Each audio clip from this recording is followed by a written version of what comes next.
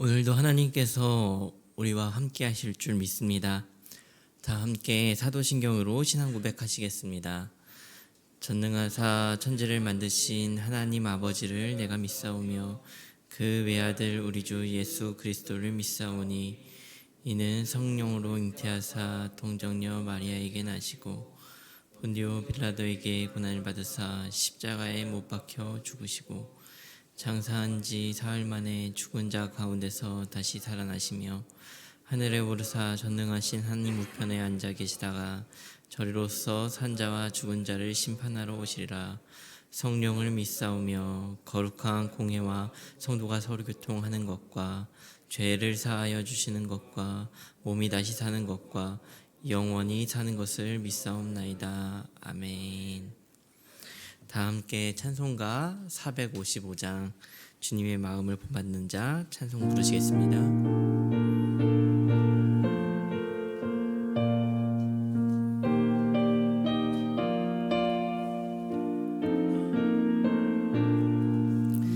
주님의 마음을 본받는 자 그 마음에 평강이 찾아오면 험악한 세상을 이기리 하늘로부터 임함이로다.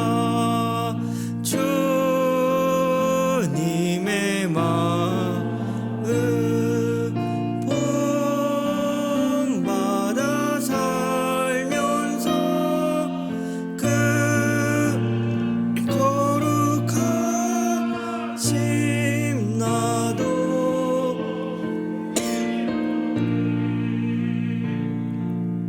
주 모습 내 눈에 안 보이며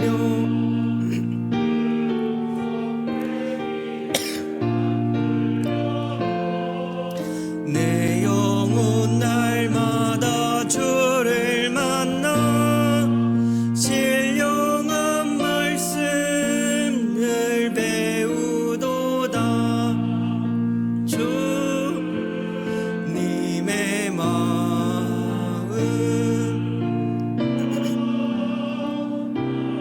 살면서 그 거룩하심 나도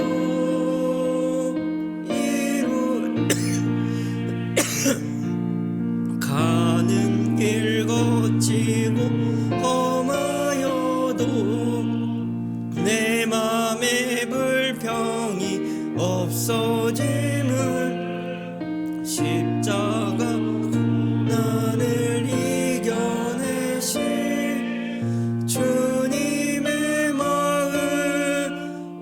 본받음이라. 주님의 마음 본받아 살면서 그 거룩하심 나도 이루리. 주 예수 세상에 다시 올지 그날엔 무성도 주님의 빛나는 그 영상을 다 함께 보며 주 찬양하리. 주님의 마음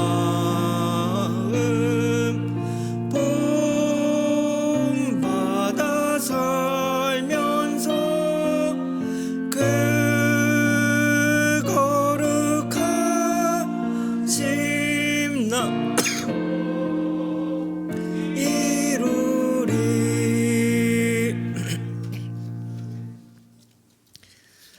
오늘 나누실 하나님의 말씀은 전도서 6장 1절부터 12절의 말씀입니다.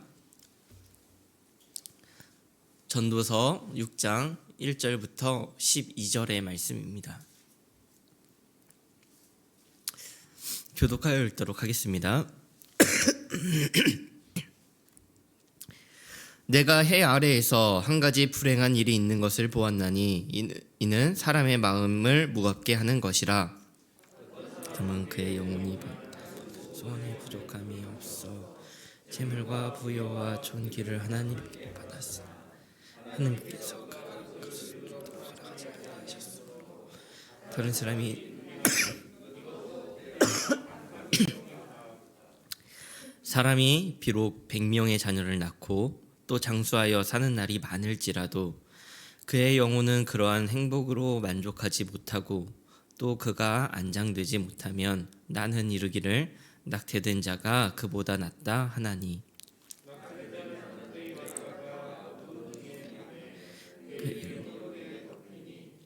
햇빛도 보지 못하고 또 그것을 알지도 못하나 이가 그보다 더 평안함이라. 그가 비록 천년의 갑절을 산다 할지라도 행복을 보지 못하면 마침내 다 한 곳으로 돌아가는 것뿐이 아니냐. 사람의 수고는 다 자기의 입을 위함이나 그 식욕은 채울 수 없느니라. 이보다 나은 것이 무엇이냐. 살아있는 자들 앞에서 행할 줄 아는 가난한 자에게는 무슨 유익이 있느냐. 눈으로 보는 것이 마음으로 공상하는 것보다 나으나 이것도 헛되어 바람을 잡는 것이로다. 무엇이든지 오래전부터 그의 이름이 이미 불린 바 되었으며 사람이 무엇인지도 이미 아는 바 되었으니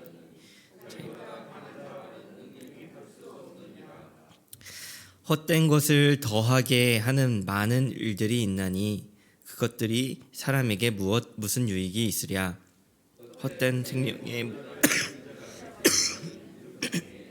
사람에게 무엇이 낙인지를 누가 알며 그 후에 해 아래에서 무슨 일이 있을 것을 누가 능히 그에게 고하리요. 아멘. 전도서에서 가장 중요한 주제라고 하면 그것은 아마 인간의 삶은 허무하다라는 것일 겁니다. 여기에서 허무하다라는 말은 히브리어로 헤벨이라고 하는데요. 전도서에 이 헤벨이라는 허무하다라는 단어가 38번이나 등장을 하고 있습니다. 이 단어의 출발은 의성어가 아닐까 추측을 하는데요. 그냥 한숨을 쉬는 듯하게 하는 이런 히읗과 비읍의 소리에서 출발한다고 추측을 하고 있습니다. 그러면서 이것이 이런 한숨이다 보니 입김이나 숨결 이런 의미를 가지고 있고요. 그리고 더 나아가서는 이제 안개나 수증기, 연기 같은 이제 가시적이지만 만질 수 없는 것들을 이야기하고 있습니다. 그리고 결국은 더 덥다라고 하는 추상적인 의미로 인생에 대한 비관적인 평가를 하는 데 쓰이는 단어로 보여집니다. 전도자는 죄송합니다. 전도자는 삶은 한숨과 같고 잡히지 않는 안개나 연기와 같다. 더덥다. 즉 헤벨이라는 결론을 피할 수 없다라고 설명을 하는 것 같습니다. 그러나 이 허무에만 매달리지 않고 해결점도 제시하는데 그 첫 번째는 하나님을 경외하는 것이고 둘째는 하나님께서 주신 좋은 것을 기뻐하며 누리는 것이라고 설명을 합니다. 어제 본문을 통해서 나눈 말씀, 그러니까 전도서 5장에는 헛된 인생 가운데에서 하나님께서 주신 인생의 기쁨이 무엇인지를 보여주고 있습니다. 전도서 5장 18절부터 20절은 이렇게 기록을 하고 있습니다. 사람이 하나님께서 그에게 주신 바 그 일평생에 먹고 마시며 해 아래에서 하는 모든 수고 중에서 낙을 보는 것이 선하고 아름다움을 내가 보았나니 그것이 그의 몫이로다. 또한 어떤 사람에게든지 하나님이 재물과 부요를 그에게 주사 능히 누리게 하시며 제 몫을 받아 수고함으로 즐거워하게 하신 것은 하나님의 선물이라. 그는 자기의 생명의 날을 깊이 생각하지 아니하리니 이는 하나님이 그의 마음에 기뻐하는 것으로 응답하심이니라. 하나님께서 그에게 주신 바, 하나님께서 기쁨을 주셨다라고 하는 것입니다. 그래서 그것은 수고를 통해서 기쁨을 누리게 하신 것이 하나님께서 그에게 주신 몫이고, 재물을 주신 것도 그것을 통해서 즐거움을 누리라는 하나님의 선물이다라고 이렇게 말씀은 기록하고 있습니다. 그렇게 전도자는 헤벨이라고 하는 이 허무함에 대해 해결책으로 하나님께서 기쁨을 주셨다, 하나님께서 주신 것이다 라고 제시를 합니다. 인생이 우리가 느끼기에도 허무하다라고 할 수 있지만 이 인생에서 사실은 우리는 여러 가지 기쁨을 느낍니다. 이 인생은 사실 하나님께서 우리에게 부여하신 선물과도 같은 것이죠. 사실 이 삶을 살아가는 것이 고통스럽고 허무한 것이고 무조건 그렇게 안 좋은 것이기만 할 리가 없을 겁니다. 허무한 삶이지만 의미 있는 삶입니다. 허무하지만 허무하지 않는 삶이죠. 그것을 믿고 살아가시리라 믿습니다. 5장에서 말씀하신 것처럼 재산과 생명을 즐길 수 있는 능력을 선물로 우리에게 주셨습니다. 살아감 속에 기쁨을 분명히 주셨다라는 것입니다. 그것이 우리는 충분히 이해할 수 있고, 그리고 그것을 불가능하다라고 생각하지도 않는 것 같습니다. 하지만 사랑하는 성도 여러분, 여러분들이 보시기에 인생이 정말로 기쁨으로 가득합니까?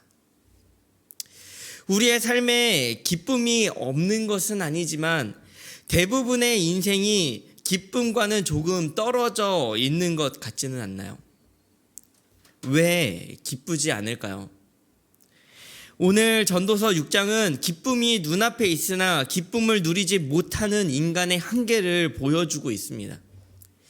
그 한계를 우리가 함께 묵상해 보면 좋을 것 같은데요. 그것은 바로 자족하지 못하는 우리의 욕망 때문이다라고 전도자는 이야기하고 있습니다. 오늘 전도서 6장 1절에서 2절은 이렇게 말씀하고 있습니다. 내가 해 아래에서 한 가지 불행한 일이 있는 것을 보았나니 이는 사람의 마음을 무겁게 하는 것이라.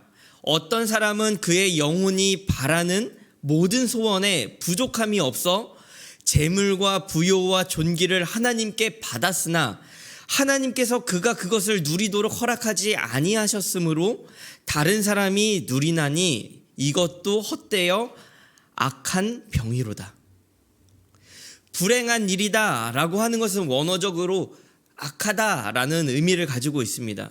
그리고 마음을 무겁게 한다라는 말은요, 사실 그 안에는 일반적이고 흔하다라는 의미가 들어 있습니다. 그러니 이것을 다시 정리를 해보자면, 일반적으로 사람들에게 악한 일이 있는데 그것은 하나님께서 재물과 부요를 허락하셨지만 그것을 자신이 누리지 못하고 다른 사람이 누린다는 것입니다.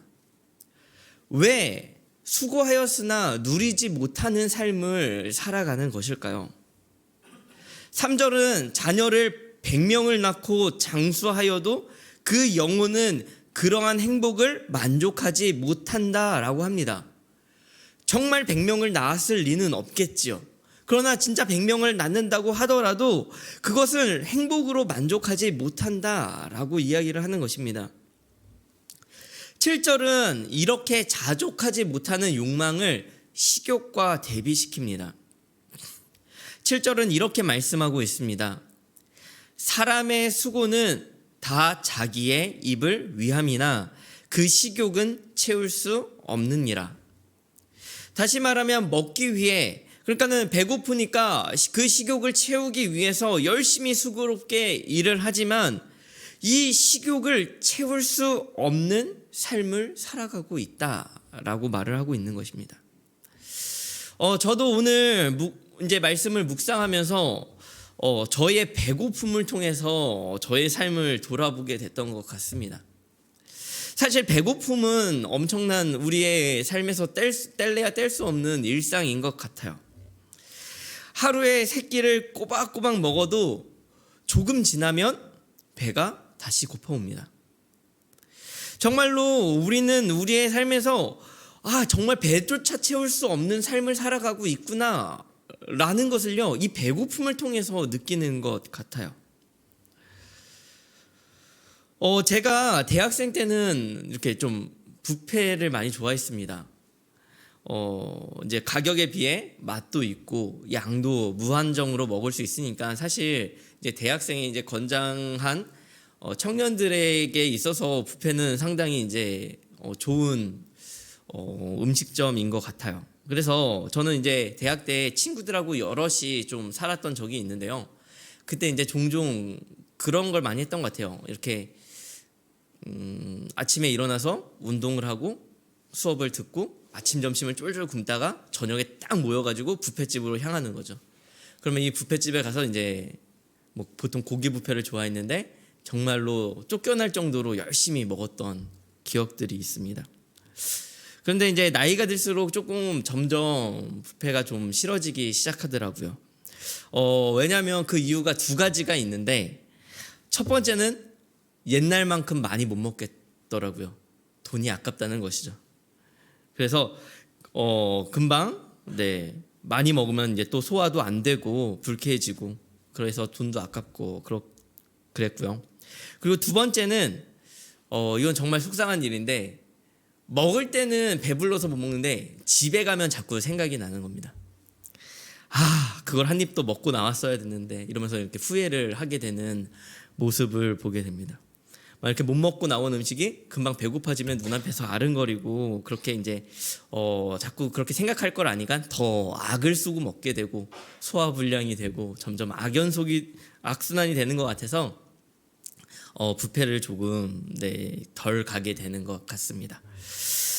우리의 인생이 그런 것 같습니다.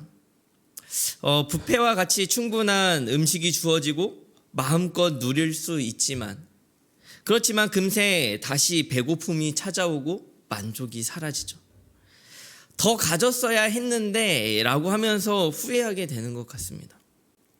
만족은 없고 욕망만 남게 되는 것이죠. 그것이 삶이다 라고 전도자가 이야기하는 것 같습니다. 주어진 기쁨마저 충분히 누릴 수 없게 하는 욕망이 그 속 안에 있는 것이죠. 사람의 수고는 다 자기의 입을 위함이나 식욕은 채울 수 없다. 우리는 채울 수 없는 욕망을 채우려 수고하는 것입니다. 여러분이 오늘 이제 아침을 통해서 이제 오늘 하루를 살아가시게 될 터인데, 오늘에 하는 그 수고는 무엇을 위한 수고이겠습니까? 여기서 우리는 7절의 말씀을 다르게도 한번 해석해 볼 필요가 있는데요. 식욕은 히브리어로 영혼의 뜻을 갖기도 합니다. 그러니 이 부분을 영혼으로 해석을 한다면 이런 뜻이 됩니다. 인간의 수고에도 불구하고 그 영혼은 만족함이 없다가 되는 것이죠. 육적인 식욕도 채울 수 없는 것처럼 사실은 영적인 만족도 채울 수가 없는 것입니다. 정말 전도자의 허무함이 이해가 되는 것 같아요. 아무리 수고해도 채울 수 없는 삶, 아무리 노력해도 손에 쥐어줄 수 없는 삶, 정말 안개로밖에 표현할 수 없고 바람으로밖에 표현할 수 없는, 손에 잡을 수 없다라고 표현할 수밖에 없는 공허하고 텅 비어 있는 삶인 것입니다. 육적이나 영적이나 모두 말입니다. 그러나 이러한 허무함 속에서 더한 문제가 있다면 그것은 영적인 갈급함을 느끼지도 못하는 무감각함인 것 같습니다. 육적인 배고픔을 느끼기에 수고하고 애쓰고 노력하고 어떻게든 채우려고 노력함이 있지만, 영적인 갈급함이 우리에게 있는지 돌아볼 필요가 있는 것 같아요. 육적인 욕망에는 그렇게 민감하면서 우리의 영혼은 탈진이 될 때까지 공급하려 하지 않는다는 것이죠. 그래서 사람이 시험에 들고 힘들어 그냥 이렇게 알게 모르게 지나가다가 어느 순간에 갑자기 교회에 그만 가야겠다, 이렇게 하루아침에 갑자기 탈진해 버리는 사람들도 있습니다. 시편 42편 1절은 이렇게 말씀합니다. 하나님이여 사슴이 시냇물을 찾기에 갈급함 같이 내 영혼이 주를 찾기에 갈급하니이다. 시편 기자의 이 갈급함이 여러분들에게도 우리에게도 있기를 간절히 소망합니다. 여러분은 영적인 목마름을 얼마나 자주 느끼십니까? 오늘 아침 이 예배의 자리에 배고픔의 심정으로 목타는 갈증으로 이 자리에 혹시 나오시고 이 예배를 영상으로 보시는 성도님이 계십니까? 토머스 굿인이라고 하는 1600년대의 청교도 신학자는 자신의 책 믿음의 본질에서 이런 말을 했습니다. 대부분의 사람들은 먹기 위해 그리고 먹음으로써 살기 위해 큰 수고를 한다. 그러나 사람들의 모든 수고는 믿음이라는 입을 위한 것이어야 한다. 생존하기 위해 그리고 믿음에 의해 살기 위해 믿음이라는 입을 채워야 한다. 우리에게는 육적인 입만 있는 것이 아닙니다. 믿음의 입이 있다는 것입니다. 우리는 이 믿음의 입에 이 믿음을 우리는 넣어야 하는데 우리에게 있어서 이 믿음의 입을 향하는 그 갈급함부터가 우리에게 소실되었다고 하는 것입니다. 요한복음 7장 37절에서 38절은 이렇게 말씀합니다. 명절 끝날 곧 큰 날에 예수께서 서서 외쳐 이르시되 누구든지 목마르거든 내게로 와서 마시라. 나를 믿는 자는 성경의 이름과 같이 그 배에서 생수의 강이 흘러나오리라 하시니. 여러분, 우리가 갈급함이 있다면 하나님을 찾게 될 것이고 하나님을 통하여 우리의 마음 안에 생수의 강이 흘러 넘치는 것을 경험하게 될 것임에 분명합니다. 그러니 우리에게 문제가 있다면 그것은 우리가 영적인 갈급함을 느끼지 못하는 것입니다. 우리는 가장 근본적인 영적인 갈급함을 잃어버렸습니다. 저는 오늘 하루 우리 모두에게 영적인 갈급함이 찾아오는 하루가 되기를 간절히 소망합니다. 인생 중에 불현듯 갑자기 정말 나에게 왠지 모르게 찾아오는 그 불안감, 때로는 공허함, 그 허무함, 그것이 아마도 영적인 갈급함일 거다라고 생각이 듭니다. 정말 하나님이 지금 내 곁에 계신다는 확신이 없이는 내가 1분 1초도 참을 수 없이 너무나도 힘들어 지칠 것만 같은 그 영적인 공허함, 그 영적인 갈급함이 오늘 살아가는 우리 모든 성도님들의 심령 속에 그 갈급함이 강타하기를 간절히 소망합니다. 그래서 하나님께 하나님, 제가 오늘 깨달았습니다. 제가 오늘 하나님 없이는 살 수 없는 인생이라는 것을 깨달았습니다. 이렇게 하나님을 향해 찾을 수 있는 하루가 되기를 간절히 소망합니다. 그렇게 하나님을 찾을 수 있는 영적인 갈급함을 소유하는 그 한날이 되기를 간절히 소망합니다. 우리 함께 말씀을 기억하며 기도했으면 좋겠습니다. 첫 번째 기도하실 때는 자족하는 삶을 살게 해달라고 기도했으면 좋겠습니다. 우리에게 있어서 채워지지 않는 욕망을 버리게 하시고 그날 주신 기쁨으로 주신 은혜로 우리의 삶을 채울 수 있도록 하여 주옵소서라고 기도했으면 좋겠고요. 두 번째 기도하실 때는 믿음의 입을 위하여 수고하게 해달라고 기도했으면 좋겠습니다. 우리의 수고로 믿음의 입을 채우게 하시고 믿음의 삶을 살아가게 해달라고, 그리고 무엇보다 우리의 삶 속에 지금 빠져있는 영적인 갈급함을 우리에게 달라고, 그것이 비록 힘들지라도, 그것이 우리의 마음을 공허하게 만들고 힘들게 만들지라도 그것 때문에 주님을 만나고 그 마음 안에서 생수의 강이 흘러나올 수 있는 일들을 경험하게 해달라고 기도하는 하루가 되었으면 좋겠습니다. 또한 12월 8일 교회를 위한 기도는 18여 다락방을 위한 기도입니다. 18여 다락방에게 하나님을 사모하는 마음을 부으사 부르신 뜻을 발견하고 영적 성장이 일어나게 해달라고 기도하는 한날이 되어지기를 간절히 소망합니다. 우리 함께 오늘 하루 기도함으로 나아가도록 하겠습니다. 기도하시겠습니다. 하나님 함께하여 주옵소서. 하나님, 우리의 마음 가운데 주님, 우리의 마음 안에 정말 주님을 찾으려는 마음이 있는지 간절히 되돌아보기를 간절히 원합니다.